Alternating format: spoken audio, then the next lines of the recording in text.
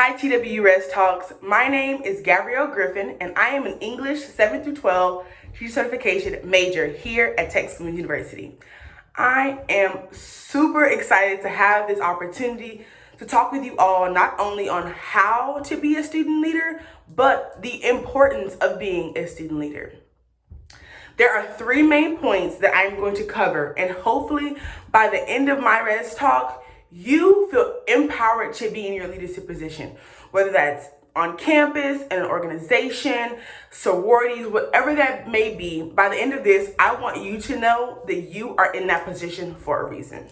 So the word student leader has to be broken down. The very beginning of that word says student.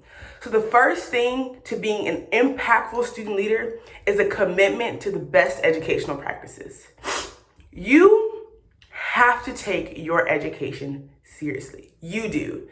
Other people can't take it seriously for you because they're not the ones trying to be a student leader. You have to take your education seriously.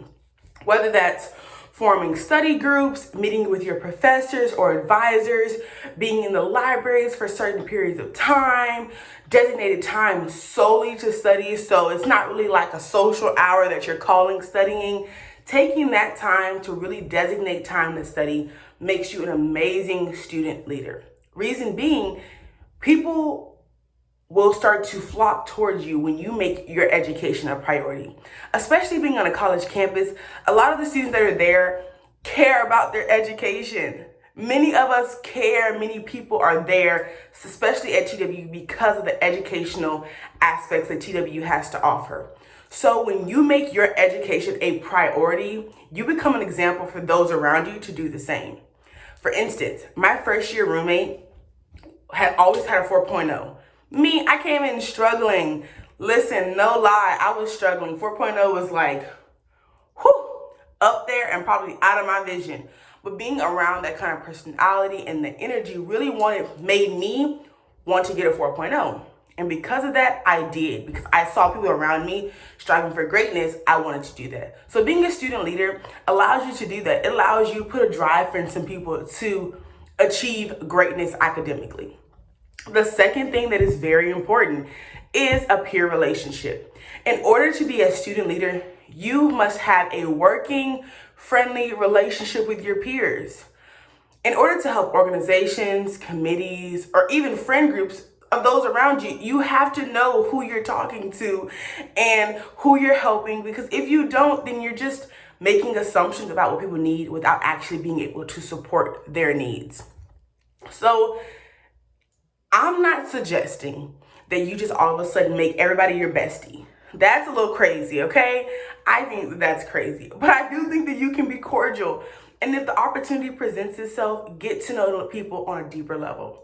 Myself, I am with RHA, the Residence Hall Association here at Texas University. And that has allowed me to talk to people, see what they need, see the need for the residents, and do things and programs and initiatives to make that happen. So take the time to get to know the people around you, because getting to know them will help you in your leadership position be able to help other students like them. Because our campus is wide. We have students on 3 different campuses. We have commuters, we have the residential population. So I can guarantee that not just one person feels a certain way. There are going to be at least 5, 10, hundreds of students that feel the exact same way. And you won't know what that way is if you don't have a relationship with them. The third point, the biggest point of them all, is a devotion to the program. Now, of course, you should be devoted to your education, your friendship, your own life. You should be definitely devoted to those. But having a devotion to the program goes deeper than just being a part of it. The devotion to the program deals with having a commitment to the mission of either the institution, the program, or even the organization. If you don't support something, you will not give it 100%. You won't, because you don't see why you should have to, because you maybe disagree with it, you don't understand it. If you don't believe in what you're backing up, you're not going to give it 100%. Now, if you want other people to be on fire for what you're talking about and what you're doing, your program, your initiative, your advocacy. You have to be on fire for it. That's where the devotion to the program comes. Having a devotion to a mission is so important because you want other people to say, I want to do that. I want to help with that. I want to be a part of that. And if you don't care about it, they are not going to care either. And I can guarantee you, especially having being in leadership positions, outside people know when you hate your job or when you hate your position. They know. I don't care how hard you try to act like you're perfect in it and you're happy in it. People from the outside are paying very close attention to what you're doing, especially if you're in a leadership position. So if you don't believe in it, I can guarantee you they know that you don't believe in it and they then are turned off from it. So get involved in things that you feel a fire for, that you feel excited to be a part of. Now, I'm not saying that it's always going to be peachy keen and everything's going to be great, because leadership takes hard work. It takes hard work, determination. There are going to be politics that you don't necessarily care for, procedures that you don't necessarily care for. But if you love the mission of the organization, of the institution, of the group, everything else is just everything else, because the mission is where your heart is. In closing, please take all of these things, educational practices, peer relationships, and devotion to the program, and take what makes you unique and apply them to your leadership style. If you're a visionary, a planner, creative person, a helper, a supportive, whatever you may be, bring all of those elements into your leadership position.